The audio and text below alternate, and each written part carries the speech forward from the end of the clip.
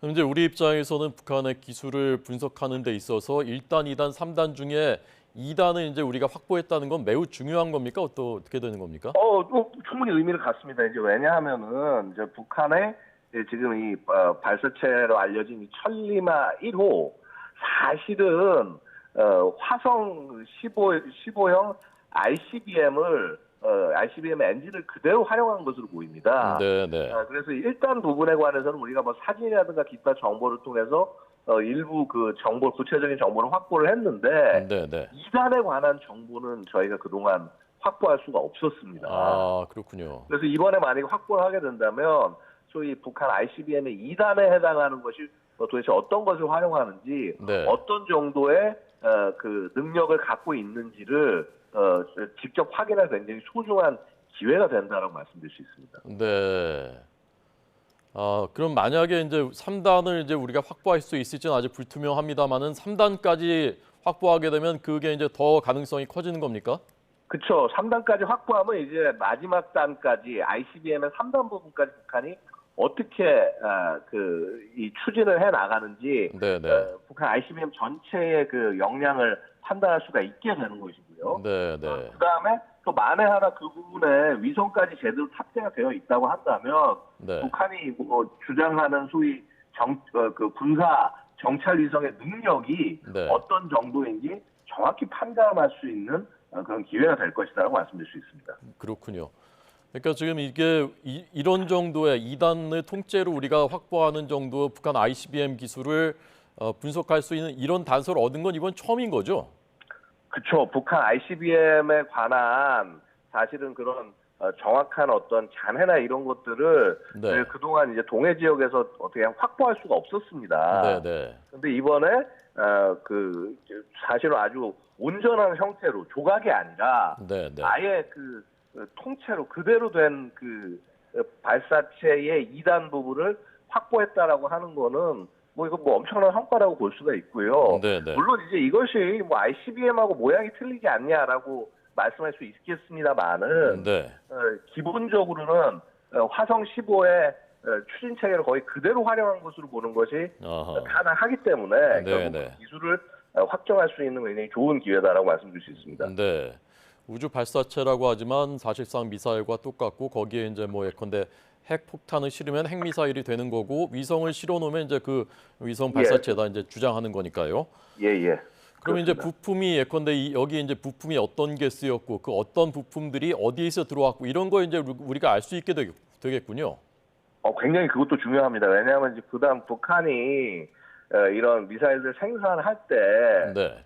이 일부 부품들 같은 경우는 이거는 국제 금수회에서 확보하기 되게 어려울 텐데라고 생각되는 것들이 있었습니다. 네. 그런 그 소스를 파악할 수 있는 굉장히 소중한 기회가 될 것이다라고 볼 수 있겠습니다. 네.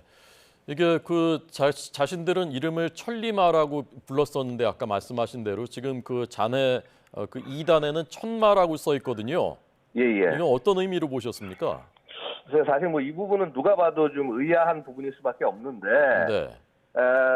뭐 기본적으로 뭐 같은 발사체인 건 맞는데, 네. 혹은 뭐 어떤 일부 부속 부품을 그렇게 지칭을 한 것인지, 네. 혹은 뭐 외초에 천마라는 이름으로 개발이 됐다가 북한이 이를 천리마라고 이름을 바꿔서 발표한 것인지 네. 이 부분은 조금 더 살펴볼 필요가 있다. 지금 제가 당장 어떻다라고 말씀드리기 조금 좀 어려울 것 같습니다. 네, 알겠습니다.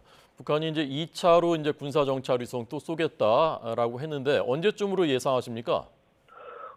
저는 북한이 제대로 준비를 한다면은 최소 3개월 이상, 그다음에 한 거의 반년 정도가 걸려야지 그게 사실 정상적인 거라고 말씀드릴 수가 있습니다.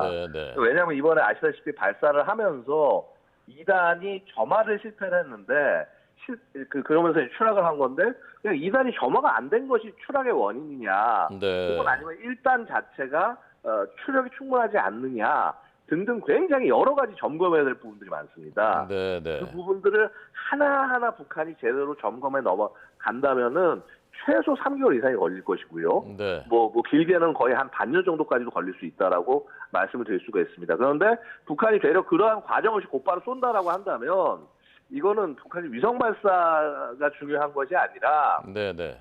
위성 발사를 가장한 미사일의 그러니까 ICBM의 정상 궤도 발사를 실험하는 것이 더 큰 목적이다. 이렇게 예. 볼 여지가 있는 것이죠. 예. 지금 이제 이걸 확보하려고 중국도 나섰었다라는 그동안 보도가 있었는데 지금 이걸 우리 군이 확보했다는 것은 북한 입장에서는 매우 당혹스러운 상황이다라고 볼 수 있습니까? 물론 그렇습니다. 그러니까 애초에 이번에 북한이 발사한 궤도도요, 굉장히 좀 독특하게 되어 있습니다. 최대한 대한민국 쪽으로 이 잔해가 떨어지지 않도록 설계를 하고 그렇게 비행 궤도를 설계해서 되려 아마 그런 비정상적 궤도의 설계가 발사 실패의 또 다른 이유 중에 하나로 기여하지 않았을까 생각될 정도입니다. 네, 네. 북한은 애초에 이제 대한민국 이걸 확보하지 못하게 하는 것에 중점을 뒀었습니다만은 네, 네. 우리 군이 굉장히 빨리 현장에 대처를 해서 뭐 하여튼 제가 전에 듣기로는 굉장히 아주 간발의 차이로 우리 해군이 먼저 해당 수역에 도착을 해서 작전 수역 선포를 중국 측에 해버리고 그리고 이제 작업을 했기 때문에 네. 우리가 할 수 있었다. 우리가 조금만 늦었으면은 네. 중국에 아마 수거를 해갔을 것이다라고 말씀드릴 수 있습니다. 아, 예. 그렇군요. 아슬아슬한 과정이 있었군요. 알겠습니다. 양욱 아산정책연구원 연구위원회 분석이었습니다. 감사합니다.